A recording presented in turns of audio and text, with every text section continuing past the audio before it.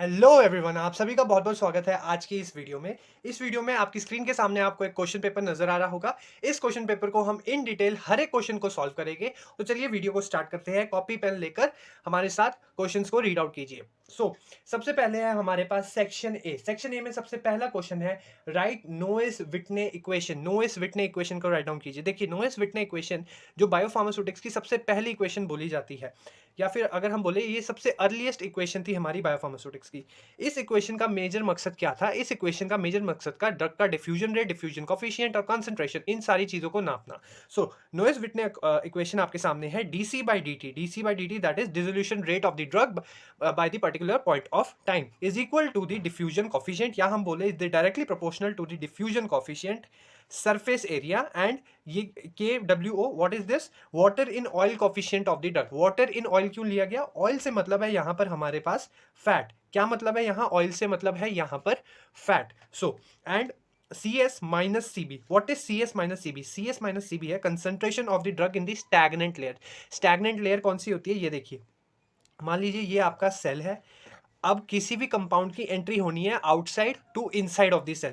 तो जो ये सेल का सेल मेम्ब्रेन वाला पार्ट है, इसे हम एस बोलते हैं, स्टैग्नेंट लेयर। बिकॉज स्टैग्नेंस मीन्स कि वो एक पर्टिकुलर पॉइंट पे रुकी हुई है, वो फ्लो नहीं कर रही है। लेकिन और जो दूसरा है हमारे पास, concentration of the drug in bulk solution. Bulk solution मतलब जो आउटसाइड टू इनसाइड हमारे पास ट्रैवल होगी, that is CS minus CB over VH, that is thickness of the cell membrane. So ये थी नोएस विटने इक्वेशन, बहुत important है। इससे 2 नंबर में क्वेश्चन पूछा जाता है। आपके सामने ही 2 नंबर का क्वेश्चन था। अब सेकंड क्वेश्चन है, describe the absorption of drug on rectal administration. देखिए, ड्रग की जो हम एडमिनिस्ट्रेशन करते हैं ड्रग की, वो कई रूट्स के द्वारा की जाती है, जिसमें हमारे पास एक रेक्टल रूट है जो कि हम एक्स्ट्रा ओरल रूट भी बोलते हैं, एक्स्ट्रा वस्कुलर रूट भी बोलते हैं, अदर देन ओरल रूट। ठीक है, तो ऑब्जॉर्प्शन पे एक पर्टिकुलर वीडियो हमने बायोफार्मास्यूटिक्स की बनाई है, एब्जॉर्प्शन, डिस्ट्रीब्यूशन, मेटाबॉलिज्म, एक्सक्रीशन। अगर आप उसको रिवाइज आउट भी कर दोगे उस वीडियो को, तो आपके मैं कहूंगा कई सारे पॉइंट्स भी क्लियर आउट हो जाएंगे लास्ट मोमेंट में। Absorption of drugs via rectal route. Rectal route से एब्जॉर्प्शन के लिए देखिए, अगर आप क्वेश्चन को पॉइंट्स में लिखोगे, पॉइंट्स में लिखने का मेजर एडवांटेज क्या होता है कि जो एग्जामिनर होता है ना, वो एक तो पढ़ लेता है और दूसरा आपका पेपर अट्रैक्टिव भी लगता है और आपको भी लिखने में ज़्यादा आसानी रहती है। और दूसरी सबसे इंपॉर्टेंट चीज़, पेज ज़्यादा भर हो जाते हैं, जो कि एक मापदंड है ना कि पेज ज़्यादा भरोगे तो ही नंबर मिलेंगे, तो वो चीज़ भी यहाँ पे कवर अप हो जाती है। तो absorption of drugs via rectal route में हम लिखते हैं सबसे पहले कि ये लोकल एक्शन प्रोड्यूस करती है। अगर हम किसी भी पर्टिकुलर ड्रग को रेक्टल रूट के द्वारा देते हैं, तो वो हमारे पास क्या प्रोड्यूस करती है? एक लोकल एक्शन प्रोड्यूस करती है। लोकल एक्शन मतलब कि जो उसका एक्शन होगा वो सिस्टमिक नहीं होगा, मतलब ब्लड स्ट्रीम में नहीं जाएगा, वो एक लोकल एक्शन देगी, उसी पर्टिकुलर पॉइंट पे देगी। लोकल एक्शन मतलब मुझे यहाँ चोट लगी है, तो मैं अगर क्रीम यहाँ लगाऊंगा तो मेरे को सिर्फ यहाँ ही वाली चीज ठीक होगी, उसका असर ना यहाँ होगा ना यहाँ होगा। तो उसे बोलते हैं local action. Produces local action in form of, और कौन सी फॉर्म्स में दी जाती है? सबसे इंपॉर्टेंट है सपोजिटरी, सपोजिटरीज के फॉर्म में दी जाती है। सबसे इंपॉर्टेंट दूसरा पॉइंट है bypass pre systemic metabolism. Pre systemic metabolism quickly बताता हूँ। जब आप पर्टिकुलर एक ड्रग को लेते हो, तो ड्रग का मेटाबॉलिज्म होता है लिवर में। लेकिन कई पॉइंट ऑफ टाइम पे क्या होता है कि जो हमारी पर्टिकुलर ड्रग है, वो हमारी जो जीआईटी ट्रैक होता है, जो हमारे पास कौन सा ट्रैक है? हमारे पास जीआईटी ट्रैक, वहीं पर क्या हो जाती है? मेटाबोलाइज हो जाती है by the enzymes present in GIT. तो इसलिए हम उसे बोलते हैं प्री सिस्टमिक मेटाबॉलिज्म, मतलब कि ऐसा मेटाबॉलिज्म जो सिस्टमिक सर्कुलेशन में जाने से पहले ही हो चुका है जीआईटी में। अगर ये चीज जो है हमारी बाईपास हो जाती है, बाईपास होगी मतलब ड्रग का एब्जॉर्प्शन रेट बढ़ जाता है वहां पर। अगर मैं डिसएडवांटेजेस की बात करूं, तो सबसे पहली चीज इरिटेंसी कॉज करती है, मतलब इरिटेशन प्रोड्यूस होगी अगर आपके रेक्टल रूट में कोई भी ड्रग इंसर्ट की जाती है। नेक्स्ट है हमारे पास स्लो एब्जॉर्प्शन, क्योंकि जो रेक्टल एरिया है हमारे पास, यहाँ पे जो वेस्कुलैरिटी है, मतलब जो हमारे पास ऑर्गन्स है, उनकी जो वेस्कुलैरिटी है, उनकी जो लेयर्स है, वो काफ़ी ज़्यादा होती है, काफ़ी थिक होती है, जिसके कारण यहाँ पर जो एब्जॉर्प्शन है वो बहुत स्लो होती है। Next examples, sorry, slow absorption due to high vascularity. और जो सरफेस एरिया होता है रेक्टल रूट में, क्वेश्चन भी बहुत बार पूछा जा चुका है एमसीक्यू में, अगर आपको आ जाए तो कौन सा ऐसा रूट है जिसमें सबसे कम सरफेस एरिया है, तो वो आपका कौन सा है? Rectal route. एग्जांपल्स क्या है आपके? जैसे एस्पिरिन हो गया, पैरासीटामोल हो गया, ये सारे जो रूट्स है आपका, ये जो सारे आपके रूट्स है, सॉरी जो ड्रग्स है, ये आपकी रेक्टल रूट्स के द्वारा दी जाती है। नेक्स्ट क्वेश्चन पे आते हैं, जो हमारे पास थर्ड क्वेश्चन है। थर्ड क्वेश्चन है हमारे पास, define the apparent volume of distribution. Apparent volume of distribution को डिफाइन कीजिए। देखिए, volume of distribution, apparent volume of distribution दोनों ही सेम चीज है, दोनों में घबराने वाली कोई भी चीज नहीं है। It is the hypothetical. Hypothetical का मतलब है कि हमने वो एज्यूम किया है, हमने कोई भी नापा नहीं है, of the drug that is present in the body fluid. Body fluid कौन सा है मेजर, जो हम जिसमें हम ड्रग का क्या करते हैं? एडमिनिस्ट्रेशन, सॉरी, ड्रग की हम क्या करते हैं? कंसंट्रेशन को चेक करते हैं, दैट इज प्लाज्मा। जिनको प्लाज्मा नहीं पता, मैं क्विकली बता देता हूँ। प्लाज्मा क्या होता है कि जब हम हमारे जो ब्लड स्ट्रीम है, ब्लड है होता है उसमें से जब हम आरबीसी निकाले तो येलोइश फ्लूइड जो बचता है उसे हम प्लाज्मा कहते हैं। तो उस प्लाज्मा में हमारा ड्रग की कंसंट्रेशन कितनी है और कितनी ड्रग हमारी डिस्ट्रीब्यूट हुई है उसे हम बोलते हैं क्या, एपेरेंट वॉल्यूम ऑफ डिस्ट्रीब्यूशन, जिसका एक बहुत ही इंपॉर्टेंट फॉर्मूला है VD is equal to amount of drug जो कि होता है X and plasma drug concentration C, VD is equal to X by C. बहुत इंपॉर्टेंट है, पूरी बायोफार्मास्यूटिक्स में काम आता है, तो इसको हमेशा याद रखना है। अगर आपसे 2 नंबर में किसी भी चीज की डेफिनेशन पूछी है तो आप बिल्कुल उसका फॉर्मूला जरूर लिखोगे। जैसे यहाँ पे एपरेंट वॉल्यूम ऑफ डिस्ट्रीब्यूशन का पूछा है तो इसका एग्जांपल लिखना अनिवार्य है।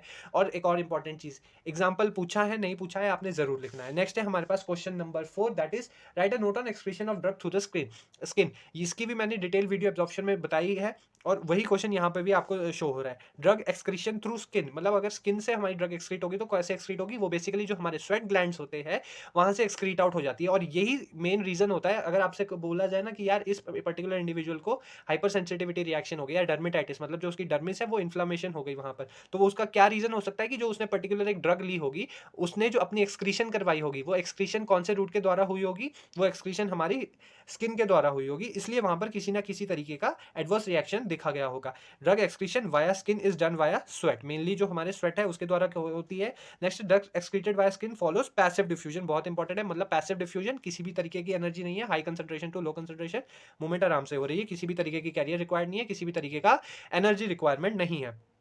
नेक्स्ट है जो भी हमारी एग्जांपल्स है, एग्जांपल्स बहुत इंपॉर्टेंट होते हैं लिखने के लिए। एग्जांपल से दो चीजें होती है, एक तो आपको नंबर मिलते हैं, दूसरा एग्जामिनर को लगता है कि हाँ बच्चा पढ़ के आया। तो एग्जांपल से जैसे हमारे पास बेंजोइक एसिड हो गया, अल्कोहल हो गया, सैलिसिलेट्स की ड्रग्स हो गई, ये सारी जो ड्रग्स है हमारी स्किन के वाया एक्सक्रीशन की जाती है। नेक्स्ट है हमारे पास question number 5, absolute bioavailability and relative bioavailability, इनमें बहुत बड़ा डिफरेंस है। चलिए डिफाइन करते हैं। एब्सोल्यूट बायोअवेलेबिलिटी का मतलब क्या होता है, एक तरह से दोनों में हम कंपैरिजन कर रहे हैं। अब कंपैरिजन किस में हो रहा है, सबसे पहले अगर मैं बात करूं एब्सोल्यूट बायोअवेलेबिलिटी की, तो एब्सोल्यूट बायोअवेलेबिलिटी में जो हमारे पास कंपैरिजन हो रहा है, किसका कंपैरिजन हो रहा है, हमारे पास बायो अवेलेबिलिटी का।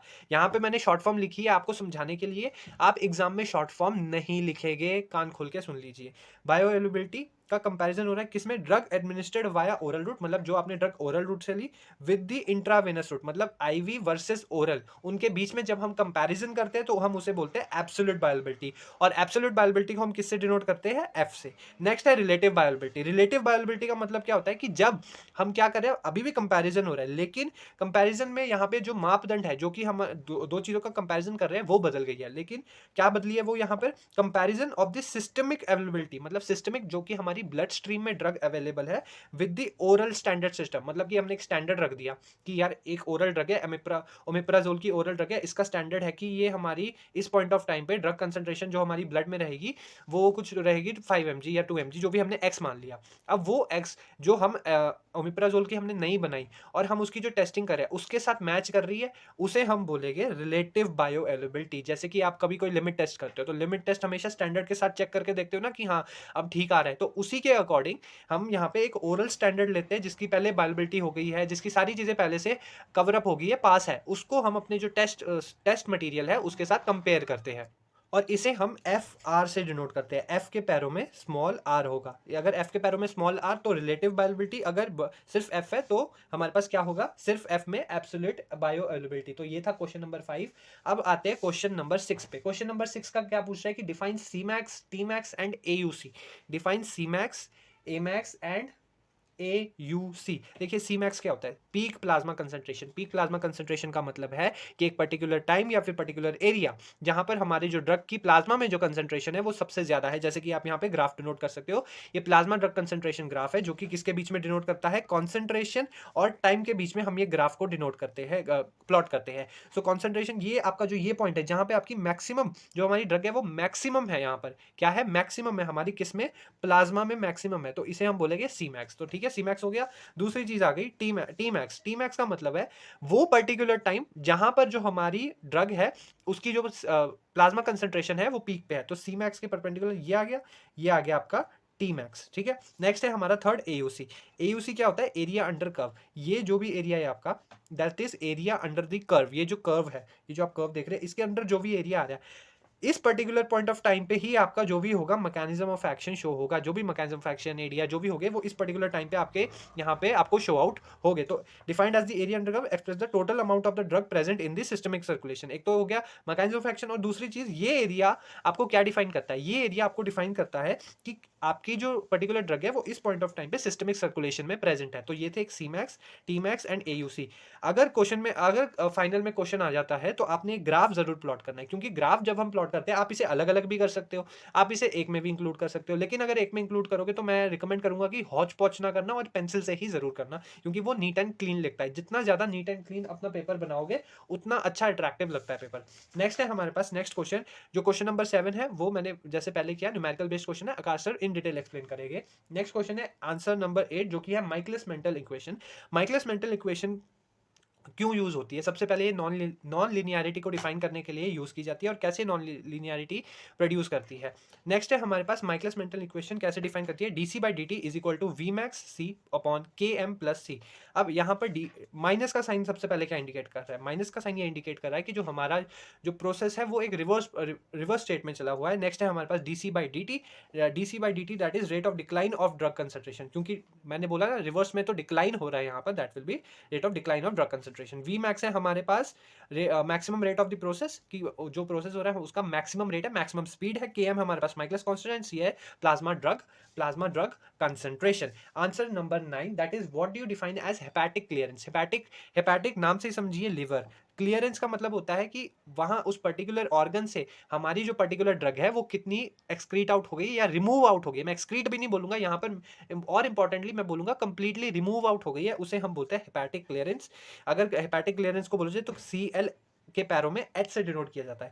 Hepatic clearance defined as the hypothetical. एक इंपॉर्टेंट चीज, ये क्लियरेंस जो होती है वो हमारी एक हाइपोथेटिकल वैल्यू होती है, मतलब हमने एज्यूम की गई है, ये कोई प्रैक्टिकल वैल्यू नहीं होती है। वैल्यू और the rate at which the drug is removed from liver, जो हमारा एक पर्टिकुलर रेट जहां से हमारी जो पर्टिकुलर ड्रग है वो लिवर से रिमूव आउट हो रही है। नेक्स्ट है हमारे पास फैक्टर्स, सॉरी 10th क्वेश्चन है, what are the factors causing non linear pharmacokinetics. Non linear pharmacokinetics का मतलब है यहाँ पर जो एब्जॉर्प्शन का रेट है, डिस्ट्रीब्यूशन, मेटाबॉलिज्म, इन सारे कुछ भी कंपाउंड की वजह से जो हमारे पास एक पर्टिकुलर ग्राफ ऑब्टेन होगा वो लीनियर नहीं होगा, मतलब कांस्टेंट नहीं होगा, दैट विल बी कर्व्ड, मतलब उसमें चेंजेस आते रहेंगे एक पर्टिकुलर पॉइंट ऑफ टाइम पे। इनके मेन रीजंस जो होते हैं वो होते हैं एब्जॉर्प्शन, डिस्ट्रीब्यूशन, मेटाबॉलिज्म और एक्सक्रीशन।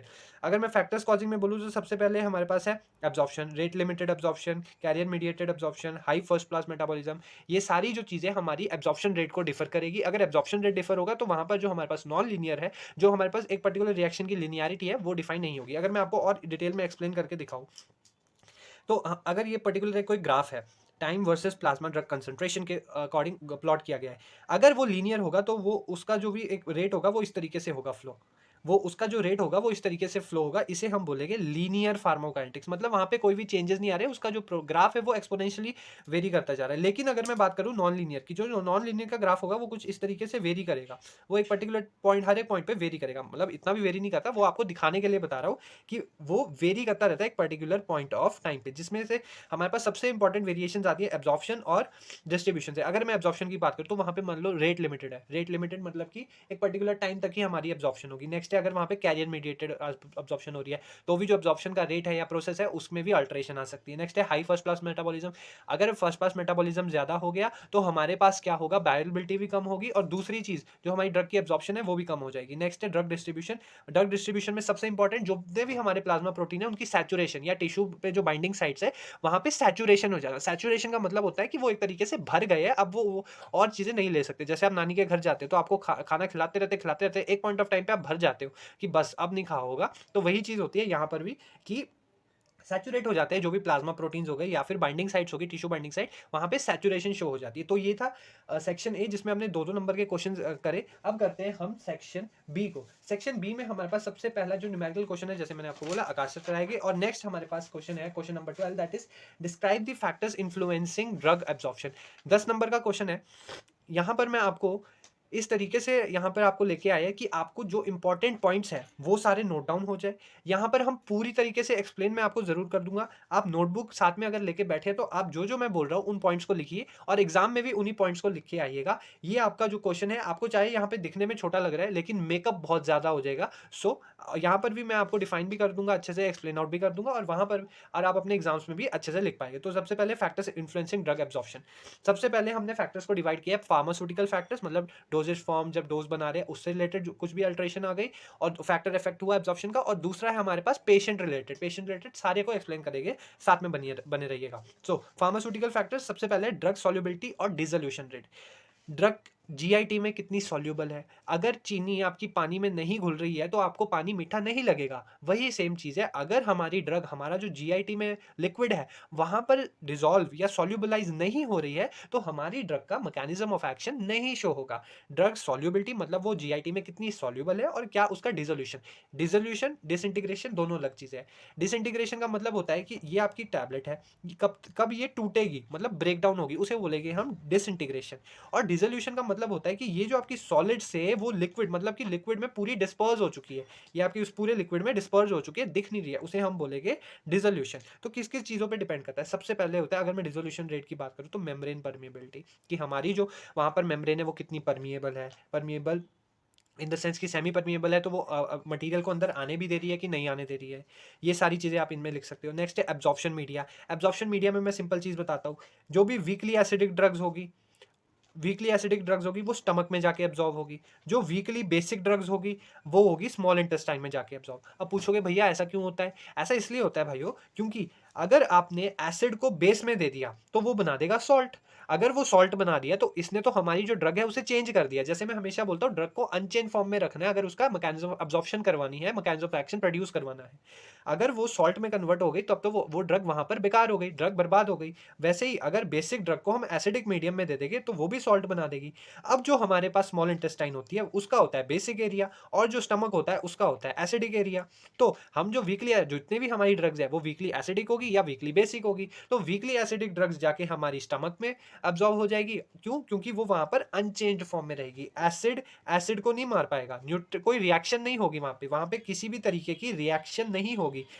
वहां पे किसी भी तरीके की रिएक्शन नहीं होगी, जिसके कारण हमारे पास ड्रग की एब्जॉर्प्शन होगी। नेक्स्ट है ड्रग की लिपोफिलिसिटी। आपको जैसे मैंने बताया, ये आपका सेल मेम्ब्रेन है। ये जो आपकी सेल मेम्ब्रेन होती है ये बाइलिपिड लेयर की बनी होती है। बाइलिपिड लेयर को क्रॉस करने के लिए किसी भी मटेरियल को लिपोफिलिक होना जरूरी है। लिपोफिलिक अगर मटेरियल नहीं होगा तो वो क्रॉस नहीं कर पाएगा। क्यों लिपोफिलिक होना जरूरी है? क्योंकि जो हमारी सेल मेम्ब्रेन है वो लिपिड्स की बनी हुई है। अगर लिपिड लिपिड की ही एंट्री देगा। हाँ, दूसरी चीज होती है कि अगर उसका मॉलिक्यूलर साइज कम है, ड्रग हाइड्रोफिलिक है, तो वो पोर्स के थ्रू आ जाएगी। लेकिन अगर जो मैक्सिमम ड्रग्स देखी जाए जो कि पैसिव डिफ्यूजन को फॉलो करती है, तो वहां पर जो हमारी ड्रग का ट्रांसपोर्ट रहेगा उसके लिए हमें ड्रग को लिपोफिलिक बनाना बहुत जरूरी है। नेक्स्ट है ड्रग डिफ्यूजन। डिफ्यूजन में मतलब कि हमारी ड्रग का हाई कंसेंट्रेशन से लो कंसेंट्रेशन में मूवमेंट हो रही है। अगर वहां पे किसी भी तरीके की अल्ट्रेशन हुई है, किसी भी तरीके का डिजीज स्टेट है, यहाँ पे आपका एक पेशेंट रिलेटेड फैक्टर भी आ गया कि यार डिजीज स्टेट है, वहां पे जीआईटी में कुछ डिस्टर्बेंस है, इसलिए हमारी जो ड्रग है वो सेल के अंदर एंट्री नहीं कर पा रही है। नेक्स्ट है मेम्ब्रेन परमिएशन। मेम्ब्रेन परमिएशन मैं बोलूंगा इंटरकनेक्टेड है मेम्ब्रेन परमिएबिलिटी से, मतलब कि मेम्ब्रेन में कितना परमिएट हो रही है, कितना उसमें एंट्री उसकी की जा रही है। नेक्स्ट है हमारे पास डोजेज फॉर्म। डोजेज फॉर्म का बहुत इंपॉर्टेंट रोल है। एक एग्जांपल लेके बताता हूँ।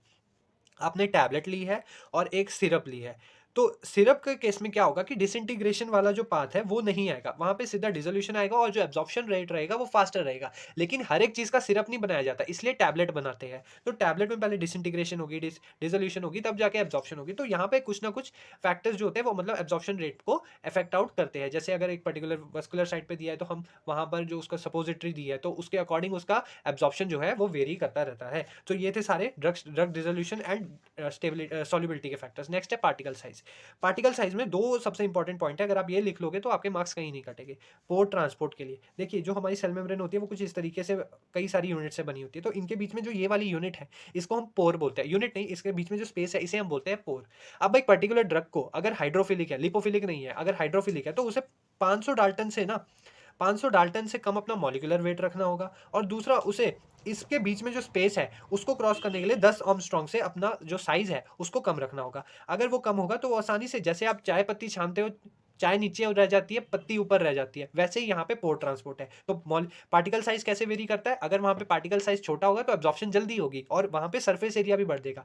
सरफेस एरिया बढ़ेगा तो एब्जॉर्प्शन रेट भी हमारा ज्यादा होगा। So smaller particle size, good permeation through the cell membrane and good surface area और ग्रेटर सरफेस एरिया। नेक्स्ट है पॉलीमॉर्फ और एमॉर्फिज्म। पॉलीमॉर्फ और एमॉर्फिज्म का मतलब होता है कि पॉलीमॉर्फ का मतलब होता है कि हमारा एक पर्टिकुलर कंपाउंड है वो एक से ज्यादा फॉर्म में प्रेजेंट है। तो एब्जॉर्प्शन का रेट कैसे डिफर हो सकता है, इसमें एब्जॉर्प्शन कैसे इफेक्ट कर सकती है? एब्जॉर्प्शन इस तरीके से इफेक्ट करेगी कि मान लो आपका कोई भी एक एक्स कंपाउंड है, इसके इसके 3 पॉलीमॉर्फ्स हैं। एक पॉलीमॉर्फ है XA, एक पॉलीमॉर्फ है XB और एक पॉलीमॉर्फ है XC। अब इन तीनों में से इसका XB को ले लेते हैं। XB की क्या है, जो मॉलिक्यूलर वेट वो कम है, इसका जो पार्टिकल साइज है वो भी कम है, जो इसकी लिपोफिलिसिटी है वो भी कम है। तो मतलब मान लो इसके XA वाला पार्ट, मतलब XA वाला फंक्शन और XC वाला फंक्शन पास नहीं कर पा रहा, मतलब एब्जॉर्प्शन नहीं दे पा रहा, लेकिन XB वाले को हम यूज कर सकते हैं और अपनी ड्रग की अब्जॉर्प्शन करवा सकते हैं। नेक्स्ट है अमरफिज्म। अमरफिज्म में हमारी जो पर्टिकुलर ड्रग है वो एक अनरेगुलर शेप्स में होती है, जिसके जो भी एक एक तरीके से कई बार एडवांटेज और कई बार एक डिसएडवांटेज बन जाता है हमारी ड्रग की अब्जॉर्प्शन में। एडवांटेज किस तरीके से, अगर वो खुदरा सरफेस है उसका और लेकिन पार्टिकल साइज कम है तो वो उसकी अब्जॉर्प्शन जल्दी हो जाएगी, लेकिन खुदरा सरफेस है तो वहाँ पे हमारी डिसइंटीग्रेशन, डिसोल्यूशन और उसको पैलेटेबल करना बहुत मुश्किल हो जाता है इन फॉर्म्स और डोजेज फॉर्म। नेक्स्ट है सॉल्ट फॉर्म। बहुत इंपॉर्टेंट पॉइंट है ये, इसको ध्यान से सुनना। सॉल्ट फॉर्म कैसे इफेक्ट करता है, कई चीज़ों में आपने देखा होगा या ड्रग्स में आपने देखा होगा, phenytoin, phenytoin sodium tablets, phenytoin sodium tablets. क्यों बोला जाता है फेनिटोइन सोडियम टैबलेट्स, इसलिए बोला जाता है क्योंकि इनकी जो एब्जॉर्प्शन रेट है उसको बढ़ाने के लिए हम किसी ना किसी तरीके की सॉल्ट, किसी ना किसी तरीके की सॉल्ट को किसी ना किसी तरीके की सॉल्ट को इनके साथ इनकॉर्पोरेट करते हैं और इनकी एब्जॉर्प्शन को बढ़ाते हैं। जैसे मैंने आपको पहले बताया कि वीकली एसिडिक ड्रग्स है, अगर उसको बेस में दे दिया तो सॉल्ट बना देगी, लेकिन कई बार होता है कि हमें उसकी एब्जॉर्प्शन करवानी ही स्टमक में है, हमें स्मॉल इंटेस्टाइन में नहीं करवानी है, तो उस पॉइंट ऑफ टाइम में हमें सॉल्ट्स के साथ देना पड़ता है ताकि ये जो बैलेंस हो रहा है या इसकी सब्सटीट्यूशन हो सके और जो हमारी ड्रग है वो भी सेफ रहे और उसकी एब्जॉर्प्शन भी हो सके। नेक्स्ट है ड्रग पीके वैल्यूज। ड्रग पीके वैल्यूज पे भी मैंने अच्छे से एब्जॉर्प्शन में बताया गया है। अब मैं हाईली रिकमेंड कर रहा हूँ कि अगर टाइम मिले तो वो वीडियो देख लेना, आपको अच्छी भी लगेगी, कई सारे इंपॉर्टेंट पॉइंट्स भी मिल जाएंगे और मटेरियल भी मेकअप हो जाएगा लिखने के लिए। तो ड्रग पीके वैल्यू का मतलब होता है कि उसकी कितनी एसिडिक स्ट्रेंथ है। अब जितनी ज्यादा ड्रग की पीके वैल्यू होगी उसका परफ्यूजन रेट और अब्जॉर्प्शन रेट उसी तरीके से वेरी करता रहेगा। परफ्यूजन रेट का मतलब होता है कि ड्रग कितनी जल्दी एक पर्टिकुलर एरिया से परफ्यूज हो रही है, जा रही है।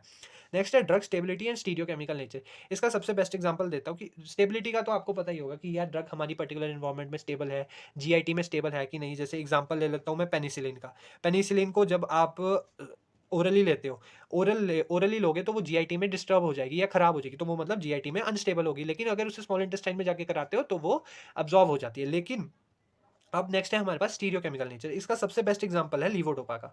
लीवोडोपा जो कि हम पार्किंसन में यूज करते हैं, किसके साथ करते हैं, हम कार्बिडोपा के साथ यूज करते हैं। सो लीवोडोपा का मेजर काम, लीवोडोपा होता तो बेसिकली डोपामिन है, मतलब डोपामिन का प्रिकर्सर है, लेकिन इसका काम क्या है कि डोपामिन की एक्टिविटी को बढ़ाना, डोपामिन के कंटेंट को हमारे ब्रेन के डोपामिनर्जिक न्यूरॉन्स में बढ़ा देना, जो सब्सटेंशिया नाइग्रा वाला रीजन है। इतने डीप में नहीं जाएंगे। सो लीवोडोपा है तो लीवो रोटेटरी, मतलब इसका स्टीरियो केमिकल नेचर है, मतलब लीवो रोटेटरी है तो मतलब लेफ्ट साइड को रोटेट होगा जब ऑप्टिकल लाइट आएगी, तो स्टीरियो केमिकल नेचर बदल दिए जिसकी वजह से इसकी एब्जॉर्प्शन हो जाएगी, मतलब ट्रिपल बी में जाके एब्जॉर्ब हो जाएगी। अगर वहीं पे अगर मैं डायरेक्ट डोपामिन दूं तो डोपामिन जो है वो हमारे पास जो पेरिफेरल एंजाइम्स प्रेजेंट है ब्रेन में वहां पे जाके खराब हो जाती है या मेटाबोलाइज हो जाती है, इसलिए हम लीवोडोपा को देते हैं। तो ये बहुत बेस्ट एग्जाम्पल है स्टीरियो केमिकल नेचर का।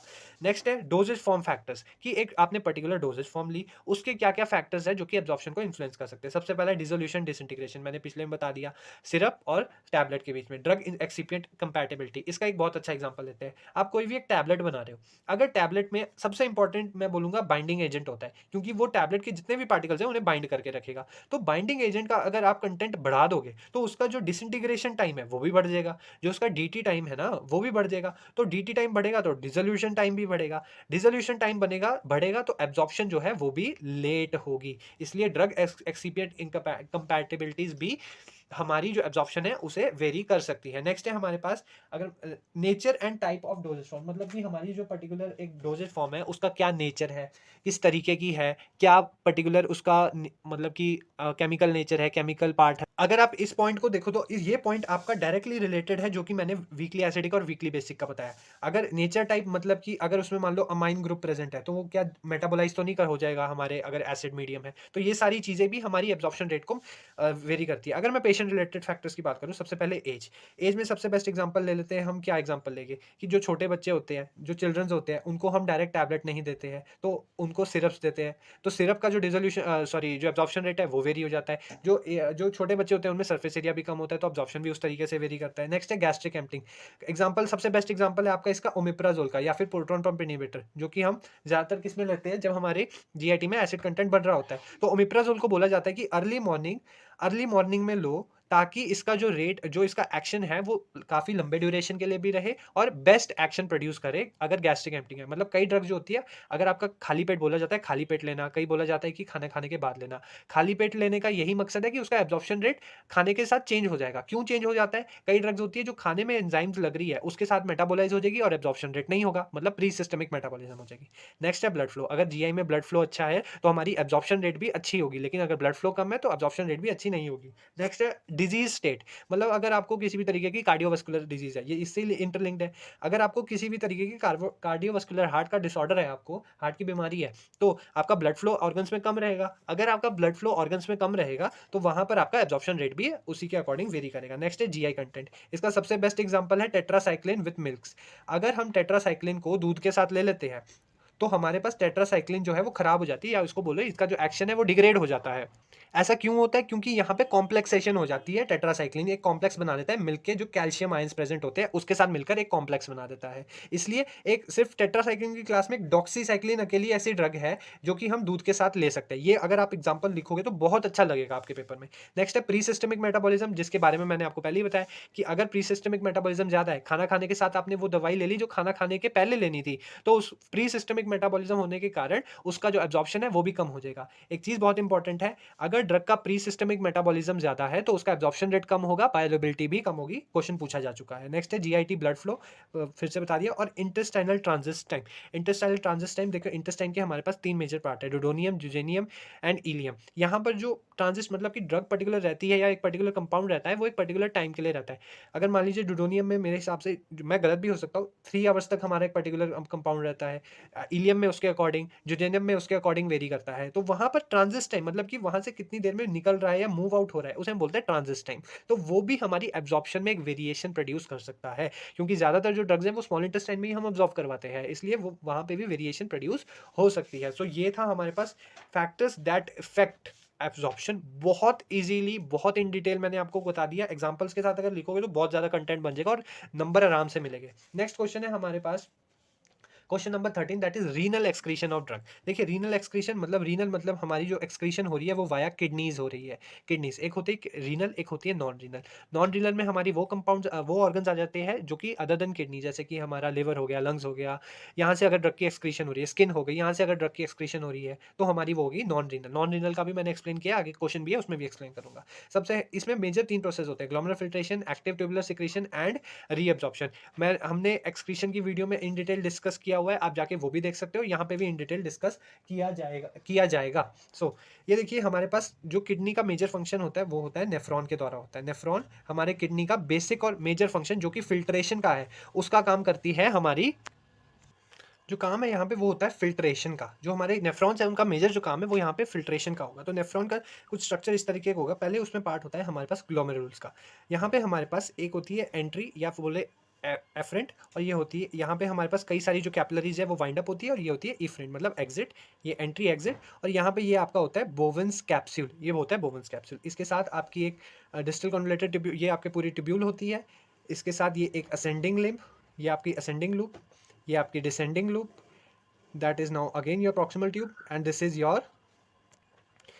your collecting duct। तो ये कुछ इस तरीके का नेफ्रॉन का स्ट्रक्चर होता है, स्क्रीन पे भी आपको दिख रहा होगा। अब नेफ्रॉन्स में सबसे पहले होती है ग्लोमेरुलर फिल्ट्रेशन। ग्लोमेरुलर फिल्ट्रेशन से अगर एक पर्टिकुलर ड्रग को हमने फिल्टर आउट करना है तो ड्रग को बहुत ज़्यादा लिपोफिलिक होना, बहुत ज़्यादा लिपोफिलिक होना पड़ेगा, क्योंकि इजीली यहाँ पे ड्रग का फिल्ट्रेशन नहीं होता है। इसलिए हम क्रिएटिन और इनुलिन को लेते हैं जब भी हमने एक ड्रग की हमने फिल्ट्रेशन को नापना होता है। क्यों? क्योंकि जो ग्लोमेरुलर फिल्ट्रेशन से आसानी से कोई भी चीज़ नहीं निकल पाती। क्यों?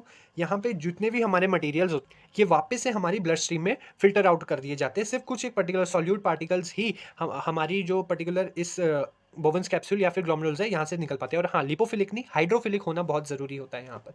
अब हाइड्रोफिलिक होने के बाद ये ड्रग बोवेंस कैप्सूल में आ जाएगी, ग्लोमेरुलर फिल्ट्रेशन हो गई। ग्लोमेरुलर फिल्ट्रेशन होने के बाद ये अपने आप इस पर्टिकुलर ट्यूब में आएगी, और इनके साथ यहाँ पे भी अभी भी हमारे पास जो क्या होती है, हमारी कैपिलरीज प्रेजेंट होती है। कैपिलरीज प्रेजेंट होती है जो कि वापस से हमारे जो भी जितने भी न्यूट्रिएंट्स होते हैं उसे वापस से भेजती रहती है। इसकी एंट्री अगर मान लो 180 लीटर्स होती है, तो हम सिर्फ 1.8 लीटर ही जो यूरिन है वो एक्सक्रीट आउट करते हैं। अगर हमने 180 लीटर का 180 लीटर ही एक्सक्रीट आउट कर दिया तो 2 मिनट नहीं लगेगा इंसान की डेथ होने को। इसलिए ये बहुत इंपॉर्टेंट है, ये आपने हमेशा याद रखना है। फिर उसके बाद हमारी जो ड्रग आती है यहाँ पे एक्टिव ट्यूबुलर रीअब्जॉर्प्शन होती है, जो भी एक पर्टिकुलर ड्रग्स है, सॉरी ड्रग्स नहीं बोलूँगा, आयन्स हो गई या इंपॉर्टेंट सॉल्यूट पार्टिकल्स हो गए, उनकी जो हमारी रीअब्जॉर्प्शन यहाँ होती है। एक इंपॉर्टेंट चीज़ ग्लूकोज़ है, जिसकी सबसे ज़्यादा रीअब्जॉर्प्शन होती है, अराउंड 100% रीअब्जॉर्प्शन हो जाती है ग्लूकोज़ की। अगर ग्लूकोज़ की रीअब्जॉर्प्शन नहीं होती है, तो हमारे यूरिन लेवल्स में ग्लूकोज़ का कंटेंट बढ़ा हुआ दिखाई देता है। जब अब ये पर्टिकुलर ड्रग हमारी अब्जॉर्प्शन हो गई, सॉरी रीअब्जॉर्प्शन होगी, उन सबको पार करने के बाद अब ये लास्ट और असेंडिंग लिम्ब और डिसेंडिंग लिम्ब पे आती है, वहाँ पर एक्सक्रीट आउट होकर वहाँ पे भी रीअब्जॉर्प्शन, यहाँ पर भी अभी रीअब्जॉर्प्शन चली हुई है। ये मैं आपको रीअब्जॉर्प्शन को क्विकली बता रहा हूँ, सॉरी ग्लोमेरुलर फिल्ट्रेशन को और किडनी के फंक्शन को, रीनल एक्सक्रीशन को क्विकली बता रहा हूँ। अगर आपने इन डिटेल और पढ़ना है तो आप जाकर हमारे उस वीडियो को केरवेट क्लासेस पे जाकर जरूर देख सकते हो, और आपको कंटेंट भी अच्छा मिल जाएगा, आप जाकर उसे जरूर देख सकते हो। लास्ट में जो एक पर्टिकुलर ड्रग हमारी सबसे ज्यादा हाइड्रोफिलिक होगी, सबसे ज्यादा उसमें हाइड्रोफिलिक नेचर होगा, वो जाके कलेक्टिंग डक्ट में आएगी और हमारे पास यहाँ पर यूरिन की फॉर्मेशन पे एक्सक्रीट आउट हो जाएगी हमारी बॉडी से। पर्टिकुलर एग्जांपल्स भी मैंने उस पर्टिकुलर वीडियो में बताया है, हर एक चीज़ इन डिटेल डिस्कस करिए, आप जाके उस वीडियो को भी अच्छे से देख सकते हो। यहाँ पर मैंने आपको क्विकली बता दिया कि क्या क्या चीज़ें आपने लिखनी है। हाँ, ये जितना भी मैं आपको बता रहा हूँ, इसको आपने इलेबोरेटेड फॉर्म में अपने पेपर में ज़रूर लिखना है। तो ये था हमारा section number B, part B, जिसमें हमने 2 क्वेश्चंस करे, that is are factors influencing drug absorption and the renal excretion of the drugs. बहुत इंपॉर्टेंट है, डिस्ट्रीब्यूशन ही आ जाएगा, मेटाबॉलिज्म आ जाता है कई बार, तो आप उन सारी वीडियोस पढ़िए, आप जाकर प्लेलिस्ट को चेकआउट कर सकते हो, आई बटन पे भी लिंक दिया हुआ होगा। सो नेक्स्ट है हमारे पास पार्ट नंबर सी, जिसमें 7 मार्क्स के क्वेश्चन है, 5 क्वेश्चन आपको करने हैं, तो सारे क्वेश्चन की एक्सप्लेनेशन यहाँ पे आई है। सॉरी, वीडियो थोड़ी सी लंबी होगी, बट चलता है इतना। सो सबसे पहला है pH Persian hypothesis. PH Persian hypothesis क्यों की जाती है? पीएच पार्शियन हाइपोथेसिस का मेजर क्या था कि एक रिलेशनशिप सेट करना होता है बिटवीन द जीआई, मतलब जो हमारे पास जीआई की पीएच है, एंड दी ड्रग पीके, मतलब कि ड्रग की एसिड वैल्यू, एसिड स्ट्रेंथ के बीच में हमारे पास एक क्या एक्सप्लेन आउट होता है, एक रिलेशनशिप एक्सप्लेन आउट होता है पीएच पार्शियन हाइपोथेसिस में। ये एक बहुत इंपॉर्टेंट हाइपोथेसिस है हमारी ड्रग के एब्जॉर्प्शन को इन्फ्लुएंस करने के लिए। अगर इसके अकॉर्डिंग मैं अगर मैं ड्रग्स की क्लासिफिकेशन बताऊँ, तो इसे हम बोलते हैं BCS, bio pharmaceutical classification of drugs. BCS classification भी बोला जाता है, जो कि इससे ही निकल के आई है, जिसमें हमारे पास class 1, class 2, class 3, class 4 drugs आ जाती है। एक नई क्लास भी है, क्लास 5 की भी आई है। अगर आप 4 तक भी याद करें तो भी कोई दिक्कत नहीं है। क्लास 1 वो ड्रग्स रहती है जिनकी सबसे ज़्यादा सॉल्युबिलिटी होती है और उनकी परमिएबिलिटी भी सबसे ज़्यादा हाई होती है।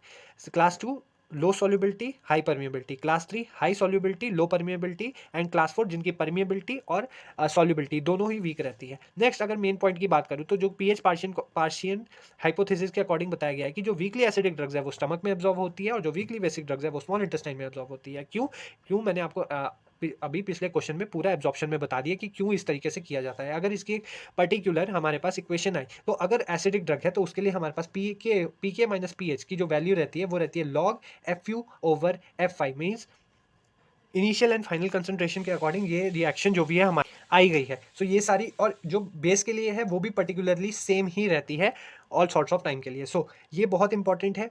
आपने बीसीएस क्लासिफिकेशन लिख देना है, वीकली एसिडिक, और ये इक्वेशन लिख देनी है, आपके नंबर कहीं भी नहीं कटेंगे। अगर मैं लिमिटेशंस की बात करूँ, तो एब्जॉर्प्शन जो है किस में लिमिटेड रहती है, इस पीके हाइपोथेसिस कहाँ कहाँ लिमिटेड है। सबसे पहले अगर वो एब्जॉर्प्शन बात करें आयनाइज ड्रग की, क्योंकि ये तो बात हो रही है लिपोफिलिक ड्रग की, अगर ड्रग आयनाइज होगी तो उसकी एब्जॉर्प्शन किस तरीके से होगी, वो इसकी लिमिटेशन है, वो एक्सप्लेन नहीं कर पाता। नेक्स्ट है, अगर ड्रग हमारी अनचेंज नहीं है, अगर हमारी ड्रग अनचेंज नहीं हो पाती है, तो अनचेंज का मतलब है कि वो चेंज हो गई है, आयनिक फॉर्म में हो गई, आयनाइज्ड हो गई है, हाइड्रोफिलिक नेचर की हो गई है। नेक्स्ट है मैकेनिकल बैरियर्स, क्योंकि जो हमारी सेल मेम्ब्रेन होती है वहाँ पे सिर्फ और सिर्फ हमारे लिपोफिलिक बैरियर्स नहीं, कई सारे मैकेनिकल बैरियर्स जैसे ऑस्मोटिक प्रेशर और कई सारे outer pressure, inner pressure, cellular pressure, ये सारे कई सारे मैकेनिकल बैरियर्स है। उसके अकॉर्डिंग अगर एब्जॉर्प्शन करनी है तो वो सारे चीज़ों को भी ये पीएच पार्शियन हाइपोथेसिस नहीं एक्सप्लेन कर पाती है। इस पीएच पार्शियन हाइपोथेसिस को अगर आप पॉइंट्स में और फुली एक्सप्लेन करके लिखोगे तो आपको पूरा नंबर मिलेंगे और कहीं भी नंबर नहीं कटेंगे। आपने सिंपल इस पॉइंट को बहुत ही इंपॉर्टेंट तरीके से एक्सप्लेन करना है, जो कि मैंने एब्जॉर्प्शन में भी पूरी तरीके से एक्सप्लेन किया है, बल्कि ये जो भी मैंने एब्जॉर्प्शन में एक्सप्लेन किया वो इसी का ही एक पार्ट था।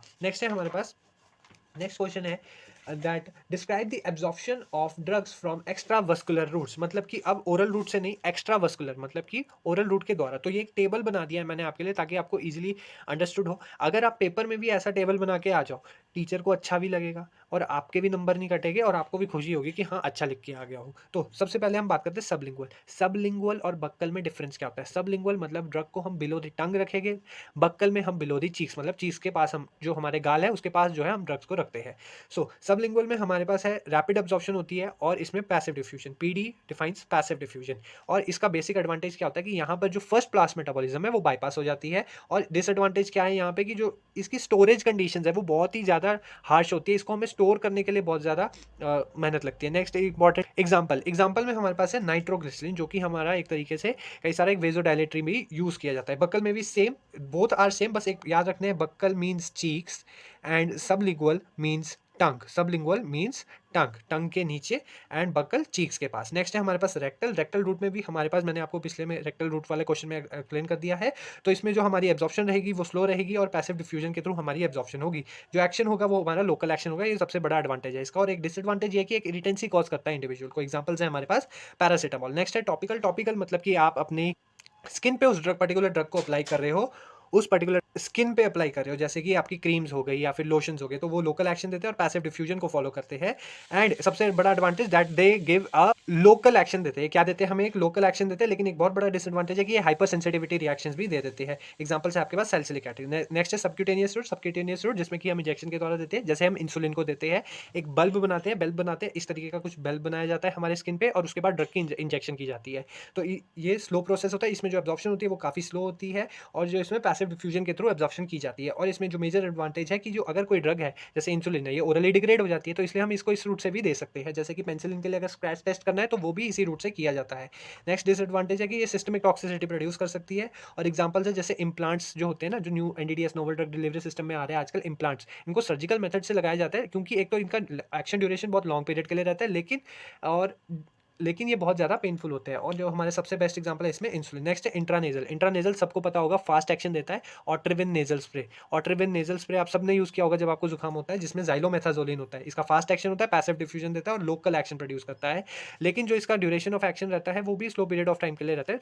नेक्स्ट है हमारे पास पल्मोनरी का मतलब है कि हमारे जो ड्रग की एब्जॉर्प्शन हो रही है वो कहाँ पर हो रही है? एल्वियोलाइज पे हो रही है। कहाँ पे हो रही है? एल्वियोलाइज, जो हमारे लंग्स का इंटरनल पार्ट है। नेक्स्ट है इसमें मॉडरेट एब्जॉर्प्शन है, मतलब स्लो मीडियम एब्जॉर्प्शन रेट है, ना ज़्यादा फास्ट ना ज़्यादा स्लो। पैसिव डिफ्यूजन के थ्रू होती है और जो इसका एक्शन ड्यूरेशन होता है वो बहुत लंबे समय के लिए होता है। मेजर इंपॉर्टेंट क्या इसका डिसएडवांटेज है कि यहाँ पर जो हमें एडवर्स ड्रग रिएक्शन है वो देखने को मिल जाते हैं। और इसमें सबसे बेस्ट एग्जाम्पल है एंटी एस्थमेटिक ड्रग। आपने देखा होगा अस्थमिक पेशेंट्स को अस्थमा पंप दिया जाता है। नेक्स्ट है ऑक्यूलर जहाँ भी आ जाए आपने समझना है कि मैं वहाँ पे बात कर रहा हूँ या कोई भी वहाँ पे बात कर रहा है, आई का एक लोकल एक्शन देता है और पैसिव डिफ्यूजन को फॉलो करता है। Major advantage local action. And एक इंपॉर्टेंट चीज़ आपको बताऊँ, जहाँ-जहाँ आपको यहाँ मैंने देखा है लिखा हुआ है लोकल एक्शन, इसका मतलब ये नहीं कि आप सबकी उसके एडवांटेजेस में लोकल एक्शन लिख दोगे, नहीं। आप ये लिख सकते हो लोकल एक्शन है, इरिटेंसी कम होगी और क्या इंपॉर्टेंट चीज़ है कि वहाँ पर हमें सिस्टमिक टॉक्सिसिटी कम देखने को मिलेगी। ये सारे पॉइंट्स आप मिक्सअप करके लिख सकते हो। नेक्स्ट है नॉन रिमूवेबल, मतलब कि ईज़िली रिमूव नहीं होता है और यहाँ पे हमें आई की जो पीएच है, आई के साथ अगर खिलवाड़ करना है तो बहुत ज़्यादा मेंटेनेंस की ज़रूरत होती है, तो ये बहुत रिस्की होता है। नेक्स्ट है इसमें सबसे बेस्ट एग्जांपल है पिलोकार्पिन, मायोटिक एजेंट है। पिलोकार्पिन, एट्रोपिन माइट्रियाटिक एजेंट है, मतलब प्यूपिल साइज पिलोकार्पिन प्यूपिल के साइज को कम करेगा और जो हमारा एट्रोपिन है प्यूपिल के साइज को बढ़ाएगा। एग्जांपल बहुत अच्छा है ये। नेक्स्ट है विजाइनल, जो कि विजाइनल रूट से दी जाती है, लोकल एक्शन और हमारा पैसिव डिफ्यूजन को फॉलो करता है। बहुत बड़ा डिसएडवांटेज है इन्हें स्टेराइल रखना पड़ता है, क्योंकि ये एक तरीके से एक पर्टिकुलर हमारे वस्कुलर ऑर्गन पे जा रहे हैं जो कि काफ़ी ज़्यादा सेंसिटिव है। इसमें एग्जांपल्स है हमारे पास कंट्रासेप्टिव्स या फिर कई सारी हमारी एंटीबायोटिक्स है जो कि वजाइनल रूट से दी जाती है। नेक्स्ट है जो कि यूटीआई इन्फेक्शन में यूज़ की जाती है। नेक्स्ट है इंट्रानेजल रूट, इंट्रामस्कुलर रूट में जिसमें हम ड्रग को डायरेक्ट ही ऐसे 90 डिग्री के एंगल पे इंजेक्ट करते हैं। फास्ट प्रोसेस है और एंडोसाइटोसिस प्रोड्यूस होती है इसमें। Endocytosis, cell eating, cell drinking, highly lipophilic drugs ही इसमें से निकल पाती है। अगर ड्रग का लिपोफिलिक नेचर ज़्यादा हो गया तो वो ड्रग भी हम इससे निकाल पाते हैं। और लेकिन ये सबसे ज़्यादा पेनफुल होती है, बहुत ज़्यादा पेनफुल होती है और इसमें बेसिकली हमारे स्टेरॉइड्स हो गए, कॉर्टिकोस्टेरॉइड्स, ये सारी ड्रग्स को दिया जाता है। तो ये था question number 15 for the section number C. अब नेक्स्ट आ जाते हैं क्वेश्चन नंबर 16 पे, जिसमें हम kinetics of drug protein binding को एक्सप्लेन करेंगे। यहाँ पर मैं आपके लिए नोट्स भी लेकर आया हूँ, आप इन नोट्स को भी देख सकते हो ताकि आपको अच्छे से एक्सप्लेन आउट हो जाए। ये है protein drug binding kinetics. Protein plus drug, protein drug के साथ मिलकर एक प्रोटीन ड्रग कॉम्प्लेक्स बनाता है। ये हमने हमारी डिस्ट्रीब्यूशन की वीडियो के नोट्स में भी डाला है और हमारी डिस्ट्रीब्यूशन की वीडियो में भी बहुत अच्छे से एक्सप्लेन किया है। अगर आपको फुल एक्सप्लेनेशन चाहिए आप वहाँ जाके देखिए, यहाँ पे आपको क्विक एक्सप्लेनेशन मिलेगी। प्रोटीन प्लस ड्रग एक इरिवर्सिबल प्रोटीन ड्रग कॉम्प्लेक्स बनाते हैं जो कि एक इक्विलिब्रियम फॉलो करता है। अब इक्विलिब्रियम पे law of mass action follow होगा। नेक्स्ट तो law of mass action follow किया तो हमने K A is equal to P D over P D. P D हमारा प्रोटीन ड्रग कॉम्प्लेक्स है, मतलब organic phase over aqueous phase. अब next है हमारे पास, इनको हमने इंटीग्रेट किया। अब पी डी क्या है? Concentration of protein drug complex. और जो हमारे पास और जो हमारे पास यहाँ पर पी और डी है, K A is equal to association rate constant, P हमारे पास concentration of free protein and D है हमारे पास कंसंट्रेशन ऑफ फ्री ड्रग। यहाँ पे आप देख सकते हैं कंसंट्रेशन ऑफ फ्री ड्रग। अब इन्होंने बोला है कि अगर हमारे पास जो के ए है, जो हमारे पास के ए है, अगर वो के डी से ज़्यादा हो गया, मतलब कि रिएक्शन जो है हमेशा फॉरवर्ड डायरेक्शन में चल रही है, तो टोटल प्रोटीन कंसंट्रेशन होगी पीडी, मतलब ड्रग प्रोटीन कॉम्प्लेक्स, क्योंकि इसमें भी प्रोटीन प्रेजेंट है, तो हमने प्रोटीन की कंसंट्रेशन देख रहे हैं, drug protein complex over PD, P plus D, ये आ गया इसका टोटल प्रोटीन कंटेंट है इसका आ गया। इसके बाद इसकी पूरी एक्सप्लेनेशन को मैंने अपनी डिस्ट्रीब्यूशन प्रोटीन ड्रग बाइंडिंग वाली वीडियो में करवाया है, आप जाके वहाँ पे एक्सप्लेन आउट कर सकते हो, अच्छे से एक्सप्लेन देख सकते हो इस पूरे। अगर आप प्रोटीन ड्रग बाइंडिंग कॉम्प्लेक्स को देखोगे तो आपको इजीली समझ आ जाएगा, एंड उस वीडियो में आप जाके इजीली चेकआउट कर सकते। नेक्स्ट क्वेश्चन है हमारे पास excretion of drug via biliary route. Biliary route का मतलब क्या होता है, सबसे पहले ये समझना होगा हमें। बाइलरी रूट का मतलब यहाँ पर ये है कि अदर देन किडनी हम वहाँ पे हम अपनी ड्रग की एक्सक्रीशन कर रहे हैं। अब बाइल मतलब कि जो हमारा बाइल है जिसमें बिलीरुबिन प्रेजेंट होता है, कई सारे बाइल सॉल्ट्स प्रेजेंट होते हैं। अब बाइल का मेजर काम क्या होता है, हमारी फैट की डाइजेशन करवाना। 90% जितना भी हमारे पास बाइल है वो रीएब्जॉर्ब हो जाता है। इसकी भी वीडियो बना के डालिए, आप जाकर हम हमारी एक्सक्रीशन वाली वीडियो पे चेकआउट भी कर सकते हो। सो बाइलरी एक्सक्रीशन, बाइल के द्वारा हमारी ड्रग जो होती है उसकी एक्सक्रीशन होती है। अब इसका एक मेजर ये एडवांटेज होता है कि अगर किसी ड्रग की हमारे पास हाईली नेफ्रोटॉक्सिसिटी है, मतलब कि वो हमारे नेफ्रॉन्स को बहुत ज़्यादा मतलब डैमेज प्रोड्यूस कर रहा है, तो हम उस पर्टिकुलर ड्रग को बाइल के थ्रू एक्सक्रीट आउट कर सकते हैं। अब बाइल एक्सक्रीशन में हमारी जो ड्रग्स है वो 3 ग्रुप्स में क्लासिफाइड है, group A, group B, group C. Group A में हमारे पास वो ड्रग्स है जो कि जिनमें बाइल प्लाज्मा रेशो होता है वो 1 के बराबर होता है। आपके पास एग्जांपल्स है, ग्रुप बी में जिसका रेशो मोर देन 1 होता है, और ग्रुप सी में जिनका रेशो लेस देन 1 होता है। अब कंडीशंस क्या है एक पर्टिकुलर ड्रग को बाइलरी एक्सक्रीशन करने में, सबसे पहले उसका जो मॉलिक्यूलर वेट होना चाहिए वो 500 डाल्टन से कम होना चाहिए। ड्रग जो है वो फेज 2 बायोमेटाबॉलिक रिएक्शन के थ्रू मेटाबोलाइज होनी चाहिए, और उसकी जो लिपोफिलिसिटी होती है वो भी कुछ एक हद तक एक्सटेंड होनी चाहिए। सो ये था हमारे पास बाइलरी एक्सक्रीशन के बारे में। एक इंपॉर्टेंट चीज, बाइलरी एक्सक्रीशन हमारा एक तरीके का एक्टिव प्रोसेस होता है। बाइलरी एक्सक्रीशन एक तरीके का हमारा एक एक्टिव प्रोसेस होता है। सो ये था हमारे पास बाइलरी एक्सक्रीशन का, आप जाकर उस वीडियो को भी देख सकते हो और ये नोट्स भी आपको आसानी से मिल जाएंगे। नेक्स्ट है हमारे पास क्वेश्चन नंबर 18, जिसमें हम डिस्कस करेंगे about the bioavailability of poorly soluble drug. अगर एक पर्टिकुलर ड्रग है वो पुअरली सॉल्युबल है, मतलब उसकी जो सॉल्युबिलिटी रेट है वो बहुत ज़्यादा गंदा है या बहुत ज़्यादा स्लो है, तो उसको हम किस तरीके से उसकी बाइलेबिलिटी मतलब बायोलॉजिकली उसको कितनी जल्दी अवेलेबल करवा सकते हैं और कितनी ज़्यादा अवेलेबल करवा सकते हैं हमारी पर्टिकुलर बॉडी में। उसका सबसे पहला है मेथड्स हमारे पास है पुअरली एक्वस सॉल्युबल। अगर एक particular drug poorly aqueous soluble है तो उसकी हम माइक्रोनाइजेशन करवा सकते हैं। माइक्रोनाइजेशन मतलब उसके पार्टिकल साइज को माइक्रोन्स में रिड्यूस करवा सकते हैं, एग्जांपल ग्रेशियोफुलविन। नेक्स्ट है हमारे पास नैनोनाइजेशन। नैनोनाइजेशन में हम क्या कर सकते हैं, उस पे पार्टिकल्स को फिर से इतने रिड्यूस कर दे कि हम उसे नैनो क्रिस्टल्स बना सकते हैं। नैनो क्रिस्टल्स क्योंकि जैसे कि मैंने आपको एब्जॉर्प्शन में बताया कि उसका सरफेस एरिया कम हो जाएगा तो उसका एब्जॉर्प्शन रेट भी बढ़ जाएगा, तो वहां पर नैनोनाइजेशन कर सकते हैं 200 to 600 नैनोमीटर। नेक्स्ट है फॉर्मेशन ऑफ नैनो सस्पेंशन, मतलब आजकल तो नैनो सस्पेंशन एनडीडीएस का पार्ट है, बहुत ज़्यादा नैनो पार्टिकल्स के हमारी ड्रग्स आती है मार्केट में। नेक्स्ट है इसमें प्रोसेस जो होते हैं पियर मिलिंग और होमोजेनाइजेशन, बहुत इंपॉर्टेंट प्रोसेस है होमोजेनाइजेशन, आप ये लिख सकते हो। Next example amphotericin B. Next है सर्फेक्टेंट्स का यूज करके क्या होगा कि हमारा जो वहाँ पे सरफेस एरिया है वो इंक्रीज हो जाएगा। सरफेस एरिया इंक्रीज होगा तो एब्जॉर्प्शन भी वेरी करेगा, एब्जॉर्प्शन भी इंक्रीज आउट होगा। नेक्स्ट है सुपर क्रिटिकल फ्लूइड्स का यूज करना। सुपर क्रिटिकल फ्लूइड्स वो फ्लूइड्स होते हैं जिनका जो प्रेशर और टेम्परेचर वो एक क्रिटिकल पॉइंट टेम्परेचर के आगे एक्सक्रीड आउट हो जाता है। क्रिटिकल टेम्परेचर वो टेम्परेचर जहाँ पे तीनों हमारा solid liquid state, solid liquid gas, एक पर्टिकुलर कंपाउंड सॉलिड लिक्विड और गैस की फॉर्म में प्रेजेंट हो सकता है, तो हमारे पास सुपर क्रिटिकल फ्लूइड का एग्जांपल है कार्बन डाइऑक्साइड। नेक्स्ट है यूज ऑफ सॉल्ट फॉर्म। एक जैसे कि मैंने आपको बताया कि अगर सॉल्ट फॉर्म का यूज करें तो उसका एब्जॉर्प्शन रेट भी बढ़ जाएगा बाय दी रिएक्शन, जो हमारी पर्टिकुलर एक रिएक्शन होती है। नेक्स्ट जो कि acid plus base is equal to salt. Next है drug pH alteration using buffers. Buffers का मतलब होता है कि जो हमारी पर्टिकुलर पीएच है उसे मेंटेन करके रखते हैं, पीएच को ना बढ़ाते ना घटने देते हैं। तो अगर हम पीएच का यूज करेंगे तो हम जीआईटी या फिर स्मॉल इंटेस्टाइन की पीएच को अल्टर कर सकते हैं और हमारी ड्रग की एब्जॉर्प्शन को इंक्रीज आउट कर सकते हैं। नेक्स्ट है अमरफस और पॉलीमॉर्फ्स का यूज करना, जो कि मैंने आपको एब्जॉर्प्शन वाले पार्ट में बता दिया था। नेक्स्ट है मॉलिक्यूलर इनकैप्सुलेशन, मतलब कि जो हमारे ड्रग्स है जैसे कैप्सूल्स है, कैप्सूल्स में तो पैलेट्स होते हैं, लेकिन अगर हम इनकैप्सुलेट मॉलिक्यूलर साइज में बहुत कम, पैलेट से भी कम साइज में अगर हम उसकी मॉलिक्यूलर इनकैप्सुलेशन कर दे तो भी हमारी ड्रग का एब्जॉर्प्शन रेट बढ़ जाएगा। नेक्स्ट है यूटेक्टिक मिक्सचर्स का भी यूज करके हम एब्जॉर्प्शन रेट को बढ़ा सकते हैं। एक से ज्यादा फेज में हो गए तो एब्जॉर्प्शन रेट भी बढ़ेगा। अगर एक्वस सॉल्युबिलिटी पुअर है तो हम ये स्टेप्स यूज करते हैं ड्रग की बायोबिलिटी बढ़ाने को। नेक्स्ट है अगर उसकी मेम्ब्रेन परमेबिलिटी पुअर है, यहाँ पे हम ड्रग की बायोबिलिटी बढ़ाने का सोच रहे हैं तो हमने मेम्ब्रेन परमेबिलिटी को हम छोड़ ही नहीं सकते। तो अगर एक पर्टिकुलर ड्रग की मेम्ब्रेन परमेबिलिटी पुअर है तो हम क्या कर सकते हैं, LPS liposomal drug delivery system use कर सकते हैं। लाइपोसोमल ड्रग डिलीवरी सिस्टम में क्या होता है कि हमारा एक ये ड्रग है, एक पर्टिकुलर ड्रग है, इसको हम एक लिपोइडल मेम्ब्रेन के आसपास एनकैप्सुलेट या फिर इनकवर कर देते हैं, जिससे क्या होता है इस पर्टिकुलर ड्रग की हमारी जो लिपोफिलिसिटी है वो इंक्रीज हो जाती है। इसका सबसे बेस्ट एग्जांपल है हमारे पास एम्फोटेरिसिन बी। एम्फोटेरिसिन बी आसानी से बहुत ज़्यादा डिग्रेडेशन प्रोड्यूस करती है हमारी, अगर हमने आईवी इन्फ्यूजन भी दे दिया तो, इसलिए हम उस ड्रग्स को लाइपोसोमल एम्फोटेरिसिन बी के फॉर्म में यूज़ करते हैं ताकि उसकी जो बायोबिलिटी एब्जॉर्प्शन रेट है वो इंक्रीज आउट हो सके। नेक्स्ट है पेनिट्रेशन इनहांसर। पेनिट्रेशन का मतलब कि सेल मेम्ब्रेन को क्रॉस करना, तो पेनिट्रेशन इनहांस करना, तो इसमें हम यूज़ कर सकते हैं arachidonic acid, citric acid, EDTA, SLS, salicylates, ये सारे एक्सिपिएंट्स का यूज़ करके हम उसकी परमिएशन को इनहांस कर सकते हैं। परमिएशन इनहांसर हम सबलिंगुअल टैबलेट्स में बहुत यूज़ करते हैं। नेक्स्ट है हमारे पास आयन पेयरिंग कर सकते हैं।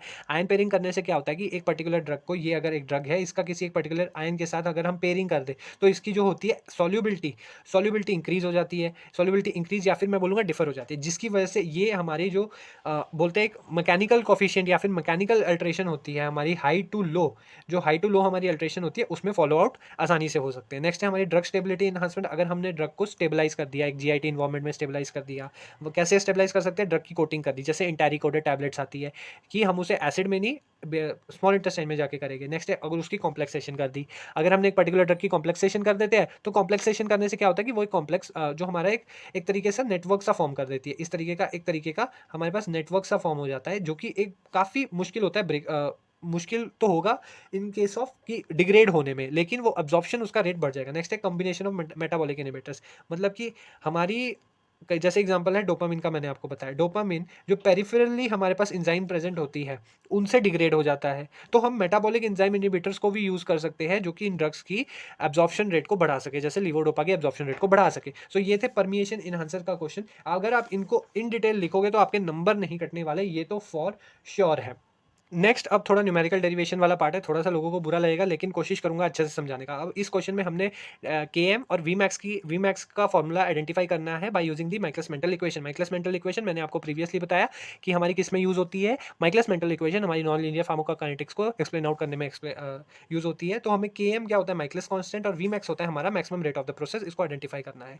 ये हमारी इक्वेशन है, हमने माइकलिस मेंटल इक्वेशन ले ली। अब इस इक्वेशन को हमने इंटीग्रेट करना है, इंटीग्रेट करके दोनों को लॉग से कंपेयर आउट कर देना है। सो लॉग से कंपेयर आउट, लॉग बेस 10 के साथ कंपेयर आउट करने से हमारे पास आ जाता है D C by D T आ जाएगा लॉग सी, और लॉग सी नॉट ये होगी इनिशियल कंसंट्रेशन, इसको हम इनिशियल कंसंट्रेशन बोल सकते हैं, plus C naught minus C initial minus final over 2.303 Michaelis constant into K M minus V max over 2.303 K M. ये एक वैल्यू हमारे पास लॉग बेस 10 को करने के बाद आ जाती है, ये अटेन हो जाती है। इसको आपको मेमोराइज करना पड़ेगा, कुछ ज़्यादा इसमें दिक्कत वाली चीज़ नहीं होनी चाहिए। नेक्स्ट अब हमने ग्राफ प्लॉट करना है। ग्राफ हमेशा किसके बीच में प्लॉट होगा, अगर प्लाज्मा ड्रग कंसंट्रेशन है तो प्लाज्मा कंसंट्रेशन और टाइम के बीच में। तो अगर आप इस ग्राफ को देखो तो ग्राफ देखो इनिशियल कंसंट्रेशन से फाइनल में आने में इस तरीके से कुछ ग्राफ आ रहा है हमारे पास। एक हमारे पास नॉन लीनियर ग्राफ आ रहा है, मतलब कि लीनियरिटी तो सीधे में लीनियरिटी है, लेकिन ये तो हमारा कुछ इस तरीके से जा रहा है। तो इस लीनियरिटी को डिफाइन करना है हमने यहाँ पर। तो log C is equal to log C nought जो कि इनिशियल है माइनस वी मैक्स, ये जो कर्व है ये आपका है we max over 2.303 K M. अब हमने log C nought initial over final, log C nought over C is equal to V max कैसे हम डिफाइन कर सकते हैं। वी मैक्स होता है हमारे पास मैक्सिमम रेट प्रोसेस, तो हमारे पास वी मैक्स आ गया। वी मैक्स क्या हो जाएगा हमारे पास, initial concentration minus final concentration, हमने फाइंड आउट कर लिया। V max is equal to C initial minus final over 2.303 over K M. ये इंपॉर्टेंट चीज़ थी। अब ये जो log C नॉट है, आप सोचोगे ये क्या चीज़ है और ये इसके ऊपर ये एरो क्यों लगाया, देखिए ये हमने लिनियरिटी के लिए दिखाया क्योंकि हमने इसे कंपेयर करना है लिनियरिटी के साथ। तो ये हमारे पास आ जाएगा लॉग सी नॉट जो कि हमें हमारा क्या डिफाइन कर रहा है, लिनियरिटी। जो इसके ऊपर ये डंडा भी है या फिर मैं बोलूँगा arrow, this defines it's linearity. और जो हमारे पास के एम की वैल्यू है, जो हमारे पास माइकलिस कांस्टेंट की वैल्यू है, वो हम वी मैक्स की वैल्यू को इंटरप्रेट करके आइडेंटिफाई कर सकते हैं। ये पूरी आपको इक्वेशन लिखनी होगी जब भी आपको अगर इस तरीके से क्वेश्चन आएगा, और इस तरीके का क्वेश्चन कई बार पूछा जा चुका है। सो आपने कुछ नहीं, इसको इंटीग्रेट आउट करना है, ये ग्राफ बनाना है और सिंपल वी मैक्स की वैल्यू को पुट आउट कर वी मैक्स की वैल्यू को फाइंड आउट कर देना है। नेक्स्ट क्वेश्चन है हमारे पास टू कंपार्टमेंट मॉडल है और उसमें हमें आईवी बोलस एडमिनिस्ट्रेशन को आईवी बोलस एडमिनिस्ट्रेशन है और उसमें हमें कुछ पैरामीटर्स को फाइंड आउट करना है, ठीक है। तो इसमें हमारे पास 2 कंपार्टमेंट मॉडल है, मतलब 2 कंपार्टमेंट हो गए, कंपार्टमेंट 1 और कंपार्टमेंट 2। कंपार्टमेंट 1 में हमारे पास होगा ब्लड प्लस जो हाईली परफ्यूज्ड टिश्यूज़ है, जिसमें हमारे जो परफ्यूजन रेट है वो हाई रहता है कि ड्रग है वो जल्दी से जाती है। और नेक्स्ट है हमारे पास कंपार्टमेंट 2, जिसमें हमारा जो पेरिफेरल होगा, जैसे ये आपका ब्रेन है, ठीक है, ये अगर आपका ब्रेन है और इसके आसपास जो नर्व्स हुई उसे हम पेरिफेरल बोलेंगे, और जो ब्रेन होगा वो आपका मेन कंपार्टमेंट होगा। कंपार्टमेंट 1 में हमारी एलिमिनेशन आएगी और एलिमिनेशन अगर होगी, और जो कंपार्टमेंट 2 है यहाँ पे मेनली हमारे पुअरली परफ्यूज्ड टिश्यूज आएंगे, जैसे एडिपोज टिश्यू हो गए, ये सारे यहाँ पर आएंगे। अब आईवी बोलस एडमिनिस्ट्रेशन में हमें ये जो हमारे पास ग्राफ है ये बहुत इंपॉर्टेंट है, इसको ध्यान से समझना है आपने। ये आपका कंपार्टमेंट 1 है, ये आपका कंपार्टमेंट 2 है। के डिनोट कर रहा है काइनेटिक्स को, काइनेटिक्स 1 फ्रॉम 2 और 2 फ्रॉम 1, के 2 1, और ये है काइनेटिक्स ऑफ एलिमिनेशन। क्यों? क्योंकि जो हमारा फर्स्ट ऑर्डर का जो हमारे पास कंपार्टमेंट 1 है, फर्स्ट कंपार्टमेंट है, वहीं पे हमारी एलिमिनेशन प्रोड्यूस होगी। सो अब ये हमारी ये कंसंट्रेशन वर्सेस टाइम ग्राफ। अगर मैं कंपार्टमेंट 1 की बात करूँ तो ये एक स्टीप डिक्लाइन शो कर रहा है, और यहाँ पर हमारे पास मतलब कंसंट्रेशन स्टीपली डिक्लाइन हो रही है, एकदम से डिक्लाइन हो रही है। लेकिन अगर मैं बात करूँ तो हमारे कंपार्टमेंट 2 की, तो यहाँ पर जो हमारा कंसंट्रेशन है ड्रग का वो एक पर्टिकुलर पीक पे जाकर फिर जाके डिक्लाइन हो रहा है। इस ग्राफ को आइडेंटिफाई आपको नोट डाउन करना है। नेक्स्ट इसमें जो वाई होगा, जो वाई प्लेस होगा वो 1/k, मतलब इनवर्स ऑफ एलिमिनेशन, एलिमिनेशन के इन्वर्सली प्रोपोर्शनल होगा, इन्वर्सली प्रोपोर्शनल होगा। अब हमने आइडेंटिफाई करने हैं हमारे पैरामीटर्स। अब हमने समझना है K12 मतलब 1 से 2, मतलब ये आपका कंपार्टमेंट 1 है और ये कंपार्टमेंट 2 है, K12। और एक और चीज़, ये एक रिवर्सिबल प्रोसेस है जो कि 1 to 2 1 से जा रहा है, ठीक है। K12 और 2 1 फर्स्ट ऑर्डर काइनेटिक्स को फॉलो कर रहे हैं, फर्स्ट ऑर्डर काइनेटिक्स को फॉलो किया जा रहा है यहाँ पर। तो यहाँ पर और जो हमारे पास C है, C डिनोट कर रहा है जो हमारा पहला सेंट्रल कंपार्टमेंट है, ये हमारा डिनोटेड है C से, और पेरिफेरल कंपार्टमेंट डिनोटेड है P से, ठीक है। तो हमारी जो कंसंट्रेशन होगी C में, दैट विल बी की K21 CP minus K12 CC। Kinetics क्यों? क्योंकि पहले वहाँ ड्रग अब यहाँ गई 2 1 पे गई, तो इसकी कंसंट्रेशन भी लेनी होगी माइनस, क्यों? यहाँ पे कंसंट्रेशन को इवेलुएट किया है, डिस्ट्रीब्यूट किया गया है, तो minus K12 concentration C over elimination. मतलब अगर ये volume concentration in compartment 2 minus concentration in compartment 1 minus elimination, ये कुछ इस तरीके से आ गया आपका। और हमारे पास वॉल्यूम जो हमारे पास अमाउंट ऑफ ड्रग है, अब अमाउंट ऑफ ड्रग कैसे डिफाइन करेंगे? x is equal to V D into C. V D volume of distribution क्या होता है? x over C. तो हमारे पास जो अमाउंट ऑफ ड्रग होगा वो होगा वी डी इंटू सी। अब हमारे पास ये फॉर्मूला आ गया है, अब हमने इसको इसके साथ इंटरप्रेट कर देना है। इंटरप्रेट करके हमारे पास ये सारा एक एलिमिनेशन सॉरी ये सारा हमारे पास एक पर्टिकुलर फॉर्मूला आएगा K2 into P over V P. जैसे कि आप देख सकते हैं यहाँ पे जो प्लाज्मा ड्रग कंसंट्रेशन है, इसकी भी हमने फॉर्मूला निकाल के इसको पुट आउट कर दिए। अगर देखिए V D is equal to K over C, तो कंसंट्रेशन क्या क्या होगा? Amount of drug over volume of distribution, यही आ गया, सेम चीज़ ही आई यहाँ पे। उस तरीके से हमने इंटरप्रेट कर दिया और यहाँ पे इसकी वैल्यूज़ डाल दी, सी की वैल्यू डाल दी यहाँ पर हमने। ये देखिए ये जो वैल्यू है ये सी की वैल्यू है, ये सी की वैल्यू है। अब जो हमारे पास सी, जो अमाउंट ऑफ ड्रग हमारे कंपार्टमेंट, सेंट्रल कंपार्टमेंट और पेरिफेरल कंपार्टमेंट 1 और कंपार्टमेंट 2 में है, minus amount is the amount of drug, ये हमारा क्या है? अमाउंट है, मतलब कि कितनी हमारी ड्रग वहाँ पे प्रेजेंट है। तो अब इसमें हमें चेंज कैसे, ड्रग की कंसंट्रेशन चेंज होगी एक कंपार्टमेंट से दूसरे कंपार्टमेंट में, उसे डिनोट डाउन करना है। तो उसके लिए हमें 1 2 मतलब कंपार्टमेंट 1 माइनस कंपार्टमेंट 2, तो total drug concentration minus 1 over 2 इन दी टोटल नहीं होगी, ये second concentration in second compartment. क्यों? क्योंकि वहाँ से जा रही है, फर्स्ट कंपार्टमेंट से जा रही है वहाँ पर, तो -1 -2, जो कि आपके पास ये एक इक्वेशन बन के आती है। अब इस इक्वेशन पहली इक्वेशन जो कि हमारे पास ये बनी, जिसमें हमने वीपी की वैल्यू डाली, ए इक्वेशन, और ये हमारे पास बी इक्वेशन, इन दोनों को हमने इंटीग्रेट कर देना है। इंटीग्रेट करके हमारे पास एक फाइनल कंसिडरेशन आ जाती है। यहाँ पर एक और चीज़, अल्फा और बीटा हम हाइब्रिड फर्स्ट ऑर्डर कॉन्स्टेंट्स लेते हैं। क्या लेते हैं? हाइब्रिड फर्स्ट ऑर्डर कॉन्स्टेंट लिया जाता है, और ये हमारे पास इस तरीके से कुछ वैल्यू आ जाती है। यहाँ पर जो ये ए है ये कंपार्टमेंट 1 का है और ये कंपार्टमेंट 2 का है कंसंट्रेशन। तो ये जो ये आपके पास ये सारा कंटेंट है, ये आपका ए एंड बी में डिस्ट्रीब्यूट आउट हो जाता है विद देयर पर्टिकुलर वैल्यूज, जो कि अगर मैं फिर से लिखूँ that is equal to total concentration या फिर final concentration C minus alpha T plus B E minus beta T. ये आपकी पूरी कंसंट्रेशन यहाँ आ गई। ये सबसे इंपॉर्टेंट थी, हमने कंसंट्रेशन निकाल दी। अब हमारा A U C, area under curve, क्या होगा? That will be A compartment A over उसका जो कांस्टेंट है, जो कि ये हमारा ये कांस्टेंट रहेगा, हाइब्रिड जो उसका फर्स्ट ऑर्डर डिस्ट्रीब्यूशन का कांस्टेंट है, that is concentration over distribution, जो कि हमारा एरिया अंडर कर्व आ गया सबसे पहला। सबसे दूसरा वॉल्यूम ऑफ डिस्ट्रीब्यूशन, जो कि होगा वॉल्यूम ऑफ डिस्ट्रीब्यूशन होता है एक्स ओवर सी। तो हमने सी की भी वैल्यू निकाल ली है, हमने सी नॉट की भी वैल्यू निकाल ली है यहाँ पर। ये सारी सी नॉट की वैल्यू भी निकाल ली है और उसको पुट आउट कर देंगे के ई ए यू सी।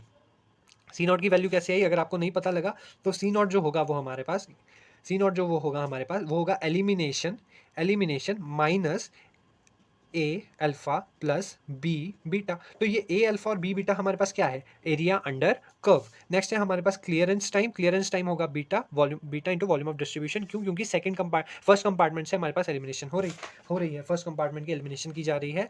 और नेक्स्ट है क्लियरेंस, जो रीनल क्लियरेंस जो होगा elimination into volume concentration volume या प्लाज्मा कंसंट्रेशन वॉल्यूम। सो यहाँ से हमने तीनों पैरामीटर्स निकाल लिए जो भी हमारे सबसे इंपॉर्टेंट, 3 से 4 पैरामीटर जो भी हमारे सबसे इंपॉर्टेंट है। तो इसके लिए हमें सबसे पहले ये पूरी डेरिवेशन को करना होगा। आई होप आपको ये समझ जरूर आई होगी। नेक्स्ट है हमारे पास Wagner Nelson method in the determination of absorption constant. Absorption constant को डिटरमाइन करने के लिए सबसे इजी वैल्यू होता है। एब्जॉर्प्शन कांस्टेंट का मतलब होता है कि कितना परसेंट हमारी जो ड्रग है वो हमारे पास रह रही है। तो absorption determination percent absorb time में करेंगे। तो एब्जॉर्प्शन क्या होगी, एक्स प्लस एक्स ई, मतलब amount of drug given plus elimination. तो ये आ गई आपकी इक्वेशन ही। तो आपको पता है कि volume of amount of drug, volume of distribution होती है एक्स ओवर सी। तो अगर हमें एक्स निकालना है तो वी डी इंटू सी होगा। तो हमने तो और जो ड्रग है, ड्रग का एलिमिनेशन है, वो हमने स्मॉल टी से डिनोट किया।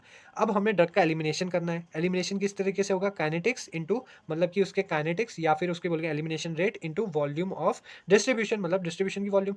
और हमने उसे एरिया अंडर कर्व क्यों लिया, क्योंकि उतने पर्टिकुलर टाइम पे हमारी जो ड्रग है उस पर्टिकुलर सिस्टम में प्रेजेंट है, और उसको डिनोट किया टी लिमिट्स में, टी टू टी जीरो। तो अब हमने वैल्यूज, हमारे पास एक्स की वैल्यू आ गई, एक्स ई की वैल्यू आ गई और एक्स की वैल्यू आ गई। अब हमने इसे इस इक्वेशन में पुट आउट कर दिया, एक्स की वैल्यू को, सॉरी एक्स की वैल्यू को और एक्स ई की वैल्यू को इसमें डिनोट कर दिया। एक्स ए हमारे पास क्या है, एब्जॉर्प्शन कांस्टेंट। हमने इनकी वैल्यूज को पुट आउट किया। इन्फिनिटी साइन इसलिए डाला क्योंकि हमें नहीं पता एंड पॉइंट क्या है। यहाँ पर इन्फिनिटी साइन को क्रॉस आउट करके इंटीग्रेट करके हमारे पास कुछ इस तरीके से ये हमारे पास वैल्यू आती है, ये हमारे पास आती है वैल्यू फॉर दी एक्स ए। आप चाहे तो इसे नोट डाउन कर सकते हैं, इंटीग्रेट कर कर ये वैल्यू आएगी आपके पास। बस आपको दो चीज़ें, एक्स ई एलिमिनेशन और वॉल्यूम ऑफ डिस्ट्रीब्यूशन, इन दोनों को आइडेंटिफाई करना है, निकालना है और आपके पास आंसर आ जाएगा। नेक्स्ट है question number. So I hope आपको ये वीडियो अच्छी लगी होगी, इन्फॉर्मेटिव लगी होगी। सारे हमने क्वेश्चंस को आइडेंटिफाई कर लिया है और आपको बता भी दिया। 2 कंपार्टमेंट मॉडलिंग इजीली समझाने की कोशिश जरूर करी है। कुछ नहीं समझ आया तो कमेंट सेक्शन में लिख सकते हो, वहाँ से हम आपको इजीली समझा देंगे। Thank you so much for watching. Till then, जय हिंद and all the best for your exams.